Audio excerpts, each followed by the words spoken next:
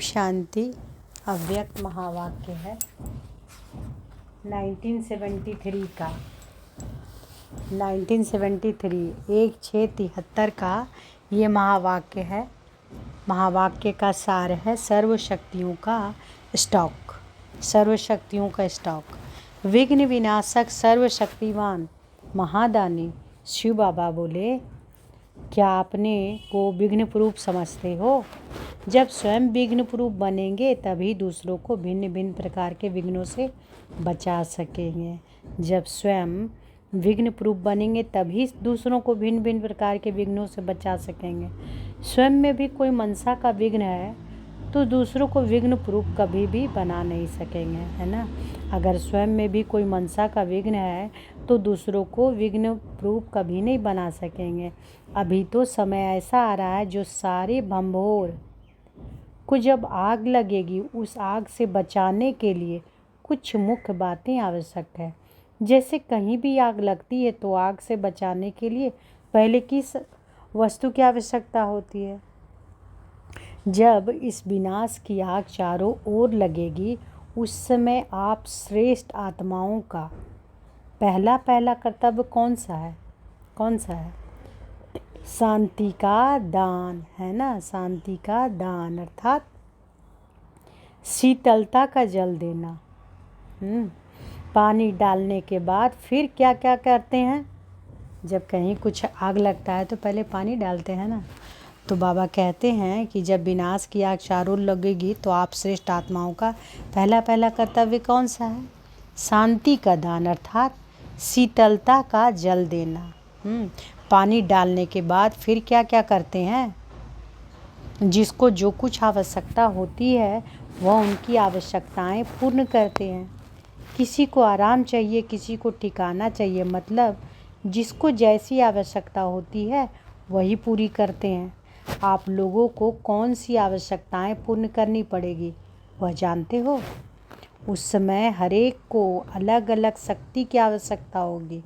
किसी को सहन शक्ति की आवश्यकता, किसी को समेटने की शक्ति की आवश्यकता, किसी को निर्णय करने की शक्ति की आवश्यकता और किसी को अपने आप को परखने की शक्ति की आवश्यकता होगी। किसी को मुक्ति के ठिकाने की आवश्यकता होगी। भिन्न भिन्न शक्तियों की उन आत्माओं को उस समय आवश्यकता होगी। बाप के परिचय द्वारा सेकंड में अशांत आत्माओं को शांत कराने की भी शक्ति भी उस समय आवश्यक है ना।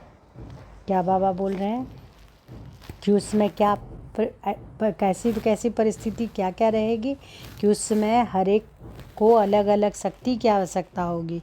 किसी को सहन शक्ति की आवश्यकता, किसी को समेटने की शक्ति की आवश्यकता, किसी को निर्णय करने की शक्ति की आवश्यकता, किसी को अपने आप को परखने की शक्ति की आवश्यकता होगी, किसी को मुक्ति के ठिकाने की आवश्यकता होगी। भिन्न भिन्न शक्तियों की उन आत्माओं को उस समय आवश्यकता होगी।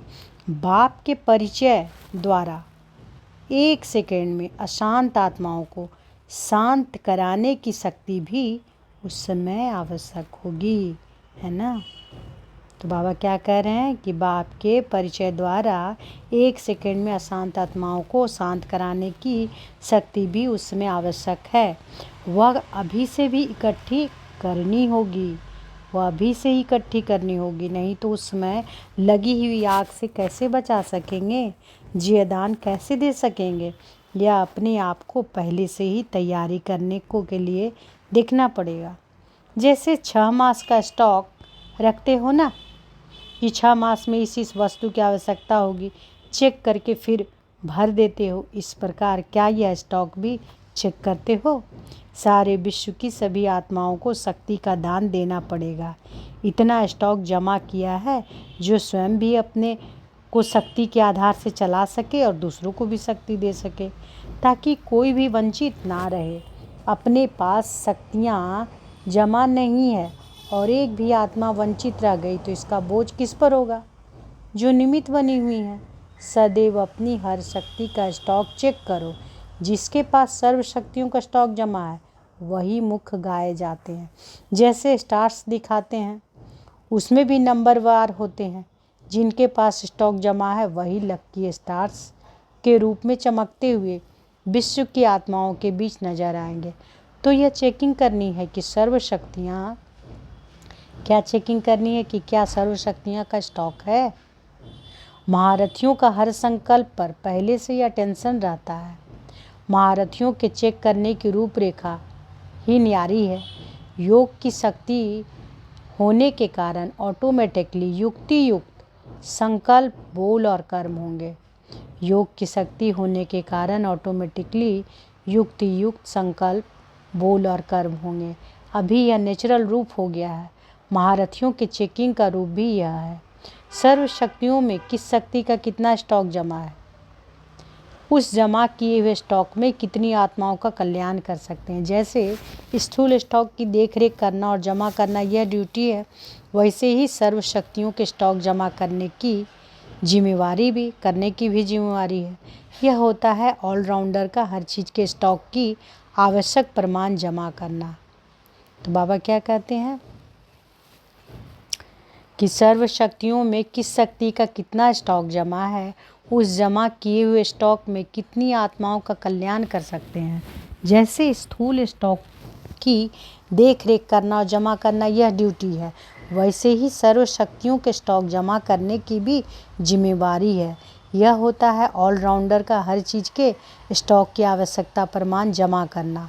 अमृत बेले उठकर अपने को अटेंशन के पट्टे पर चलाना, तो पट्टे पर गाड़ी ठीक चलेगी, फिर नीचे ऊपर होना संभव ही नहीं। तो अभी का स्टॉक जमा करने की चेकिंग रखनी है। सारे विश्व को जिम्मेवारी तुम बच्चों पर है। सारे विश्व को जिम्मेवारी तुम बच्चों पर है। सिर्फ भारत की नहीं, महारथियों का हर कर्म महान होना चाहिए। किससे? घोड़े सवार और प्यादों से महान।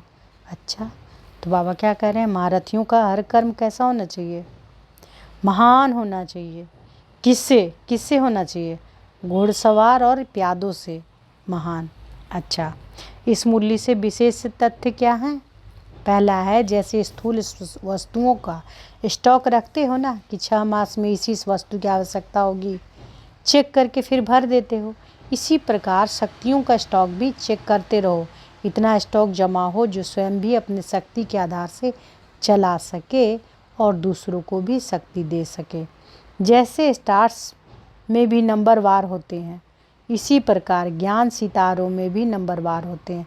जिनके पास शक्तियों का स्टॉक जमा हो वह लकी स्टार्स के रूप में चमकते हुए विश्व की आत्माओं के बीच नजर आएंगे।